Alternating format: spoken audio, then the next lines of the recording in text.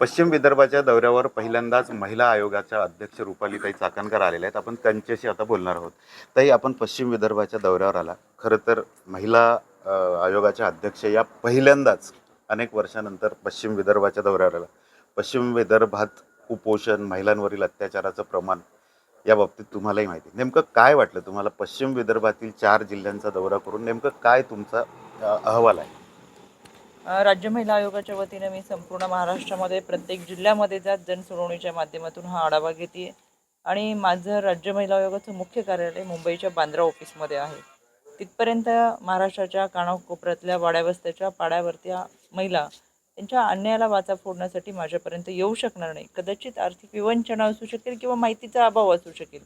त्याच्यामुळे अनेक वर्ष न्यायाच्या प्रतीक्षेत असलेल्या या महिलांना न्याय देण्यासाठी जागच्या जागी त्यांच्या निकालात निर्णय देण्यासाठी आम्ही जनसुनावणीच्या माध्यमातून या भागामध्ये दौऱ्याच्या निमित्तानं मी आलेली आहे. गेले 4 दिवस झालं मी अमरावती, वाशिम, अकोला या भागामध्ये आहे. त्या भागामधल्या अंगणवाडी, प्राथमिक आरोग्य केंद्र, बचत गट आणि याबरोबर या भागातल्या महिलांचे प्रश्न हे प्रत्यक्ष जाणून घेत आहे. इतर भागापेक्षा मला या भागामधल्या असुविधा या मोठ्या संख्येने जाणवतात. स्वच्छतागृहांचं असेल, हिरकणी कक्ष असेल आणि त्याचबरोबर कुपोषणाचं प्रकार. पण यामध्ये समाधानाची एक गोष्ट की मी हरिसाल आणि त्या भागामध्ये धाटणीच्या भागामध्ये सरप्राईज व्हिजिट केली. मेळघाटाच्या या भागामध्ये कुपोषणाचं प्रमाण 41% आता 18% आलेलं आहे. अमृत आहार म्हणून दिला जाणारा गरोदर मातांसाठीचा आहार असेल, कुपोषित बालकांना दिला जाणारा आहार असेल आणि याची चांगल्या पद्धतीने अंमलबजावणी होती. पण यामध्ये समाधान मानता येणार नाही. अजूनही फार मोठं काम यासाठी करावं लागणार आहे. आणि या सगळ्या अनुषंगाने आज मी अकोलामध्ये होते. 169 केसेस या जनसुनावणीसाठी एका दिवशी आल्या होत्या. मोठ्या प्रमाणात असलेले कौटुंबिक हिंसाचार, बालविवाह यामधून घडणारे अत्याचार आणि या सगळ्याच गोष्टींचा निपटारा करण्यासाठी अनेकांनी तक्रारी दाखल केल्या होत्या. फार मोठं आव्हान आपल्या सगळ्यांसमोर आहे. यामध्ये गर्भनिधन चाचणी केल्यानंतर मुलीचा गर्भ असेल तर ॲबॉर्शनचं प्रमाण मोठ्या प्रमाणात आहे. हुंडाबळी आहे. त्याचबरोबर काळानुसार बदलतं तंत्रज्ञान आणि त्यानुसार बदलणारे प्रश्न पाहता पूर्वीच्या काळी आयोगासमोर आमच्याकडे फक्त कौटुंबिक हिंसाचाराच्या घटना होत्या. पण आता सायबर क्राईम आहे, ह्युमन ट्रॅफिकिंग आहे. त्याचबरोबर हे सगळे प्रश्न बदलतात, त्यांचे स्वरूप बदलतात. म्हणून आम्हाला आता आमची यंत्रणा देखील बदलावी लागणार आहे. यापूर्वी मी या विदर्भाच्या दौऱ्यावर असताना प्रदेश अध्यक्ष म्हणून अनेक वेळा आले. पण आयोगाचे अध्यक्ष म्हणून प्रथम येते. महाराष्ट्राच्या कानाकोपऱ्यात गडचिरोली, चंद्रपूर, धुळे, जळगाव, पालघर या सगळ्या आदिवासी भागांमध्ये जनसुनावणी घेत तिथं महिलांना न्याय देण्याचा प्रयत्न केला आहे. यामध्ये अनेक समाधानकारक गोष्टीसुद्धा घडतात. महिलांना न्याय मिळतो. जी यंत्रणा ठम्म आहे ते प्रशासन हलवण्याचं काम या माध्यमातून केलं जाते. महिलांना सोयीसुविधा देण्याचा प्रयत्न आमच्या माध्यमातून आम्ही करतो आहे. ज्या ठिकाणी त्रुटी आहेत त्या भरून काढत, बॅकलॉगच्या माध्यमातून तो कव्हर करत आम्ही पुढे जाण्याचा प्रयत्न करतो आहे. पण सर्वांचं सहकार्य मोलाचं आहे, ते मिळतं आहे आणि त्या माध्यमातून महिलांना खऱ्या अर्थानं संरक्षण देण्याची जबाबदारी राज्य महिला आयोगाने घेतली आणि ती पेलताना समाधान वाटते की आपण त्यांना ते देतो. ताई, सर्वात महत्त्वाचा प्रश्न आजच राज्य सरकारला मुंबई उच्च न्यायालयाने फटकारला आहे.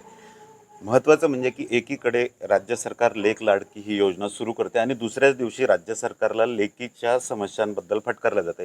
राज्यात जवळपास 3.5 लाख शाळा आहेत, परंतु त्यातील जवळपास 89% शाळांमध्ये मुलींसाठी शौचालय नाही.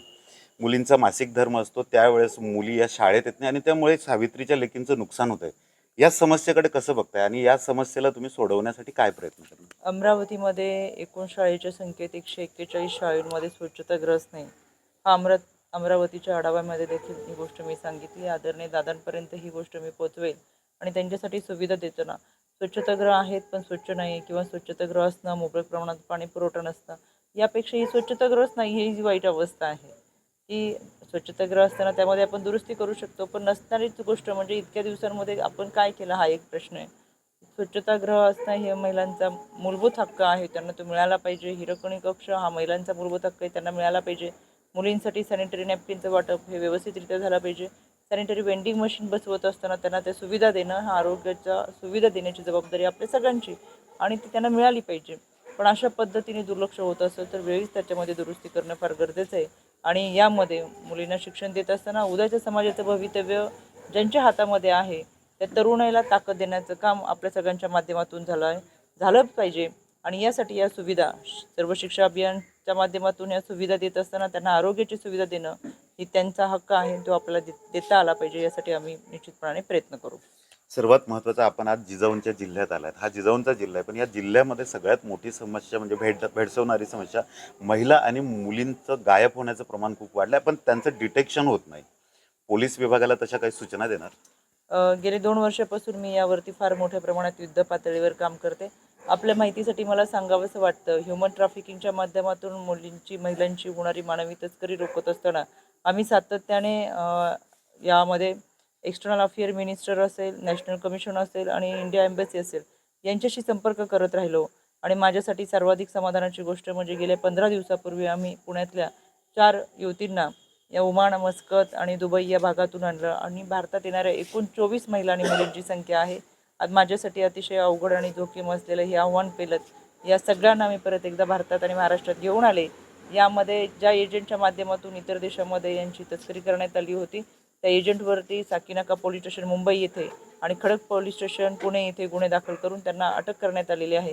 यांच्या माध्यमातून फार मोठी एजंटगिरी असेल ती बाहेर काढत त्याच्यावरती कारवाई केली जाईल. पण हे आव्हानच आहे. यामध्ये जवळजवळ 2.5 ते पावणे 3 हजार मुली ह्या इतर देशामध्ये आहेत. त्यांचा तपास घेणं आणि त्यांना पुन्हा एकदा महाराष्ट्रात, भारतात घेऊन येणं ही सरकारची जबाबदारी आहे. त्यासाठी आम्ही सर्वतोपरी प्रयत्न करू. यामध्ये मिसिंग होणाऱ्या मुलींची संख्या दिवसेंदिवस वाढतीये. मी 15 मे 2023 रोजी महाराष्ट्रामध्ये प्रथम पत्रकार परिषद घेत NCRBचा अहवाल येण्यापूर्वी 2 महिने अगोदर हा अहवाल सांगितला होता. 2 महिन्यानंतर आलेला NCRBचा अहवाल हा माझ्या अहवालाशी तंतोतंत जुळणारा होता. आणि या सगळ्यासाठी कोण काय काम करते, कोण नाही करत, आम्ही सत्तेत असू नसू तरी राज्य महिला आयोग गेले 2 वर्ष या सगळ्या गोष्टींचा पाठपुरावा करतोय.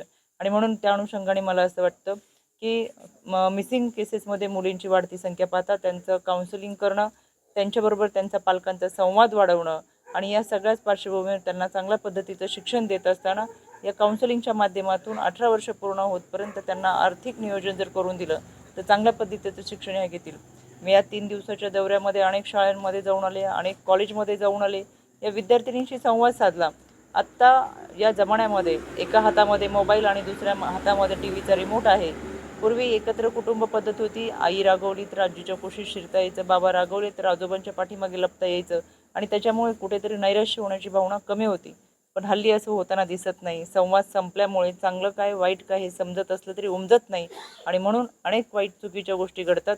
त्या टाळण्यासाठी संवाद होणं, त्या संवादाच्या माध्यमातून या मुलींना चांगलं काय वाईट काय हे सांगणं आणि वाईट संगती, वाईट विचार याच्याबरोबरच त्यांनी त्यांच्या कौशल्यावरती, त्यांच्या अभ्यासावरती हे सगळ्या गोष्टींवरती लक्ष केंद्रित करून त्यांचं ध्येय गाठणं हे सांगण्यासाठी आता व्यासपीठ निर्माण केली गेली पाहिजेत.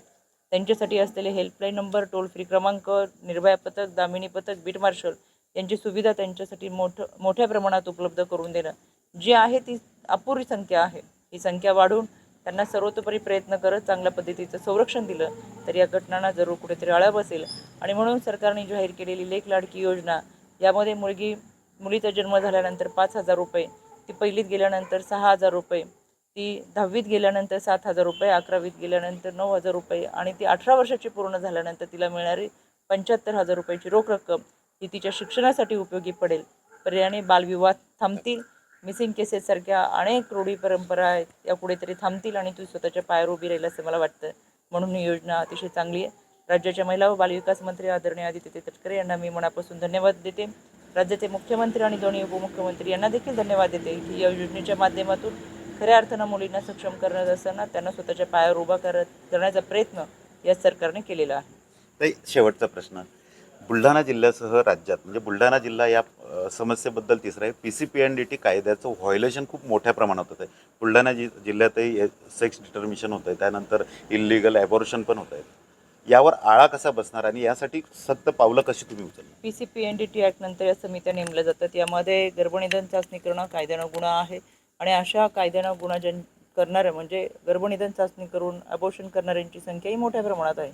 पूर्वी हॉस्पिटलमध्ये व्हायचं, नंतर त्या व्हॅनमध्ये होत राहिलं, आता एका ब्रीफकेसमध्ये ह्या सगळ्या प्रोसेस होतात आणि ही फार मोठी यंत्रणा काम करत असताना ज्या जिल्ह्यामध्ये मी दौरा करते त्या निमित्तानं CS असेल आणि आरोग्य विभागाची सर्व यंत्रणा असेल, या सगळ्यांना सूचना देते की त्यांनी धाडी सत्र सुरू करत त्यांच्यावरती कारवाई करावी आणि जनतेने सुद्धा अशा पद्धतीने पुढे घटना घडत असेल तर त्याच्यावर आळा घालण्यासाठी स्वतः पुढे यावं.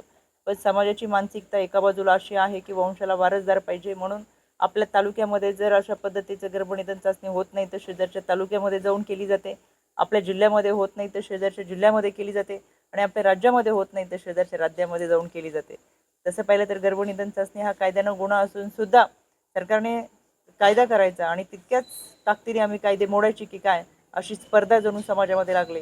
त्याच्यामुळे आधी समाजाची मानसिकता बदलली पाहिजे. गर्भात वाढणारं बाळ हे मुलगा किंवा मुलगी कोणीही असू दे, तिला जन्म दिलाच पाहिजे ही समाजाची मानसिकता महत्त्वाची आहे.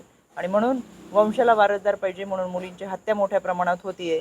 यासाठी शासन त्यांचं काम करतायच, पण एक सुजाण नागरिक म्हणून आपण देखील पुढे आलं पाहिजे. आणि म्हणून मला असं वाटतं एक सावित्रीच्या लेकींनी सुद्धा पुढे येत खऱ्या अर्थानं सावित्रीचा विचार मनामध्ये रुजवावा आणि तो करत असताना शाहू फुले आंबेडकरांचा विचार आणि भारतरत्न डॉक्टर बाबासाहेबांचं संविधान जोपर्यंत समाजामध्ये रुजत नाही तोपर्यंत त्या समाजाची प्रगती होणार नाही, याचं मला ठाम मत वाटतं. तर नक्कीच पश्चिम विदर्भातील महिलांच्या समस्या ऐकून घेण्यासाठी मी मुंबईच्या बांद्रा स्थित कार्यालयातून पश्चिम विदर्भात आली आणि त्यामुळे आता महिला आणि मुलींच्या समस्या सुटतील असं रुपाली चाकलकर यांचा दावा आहे. कॅमेरामन शांताराम तायडेसह doctor Sanjay Mahajan, ABP Majha, Buldhana. ABP माझा, उघडा डोळे बघा नीट.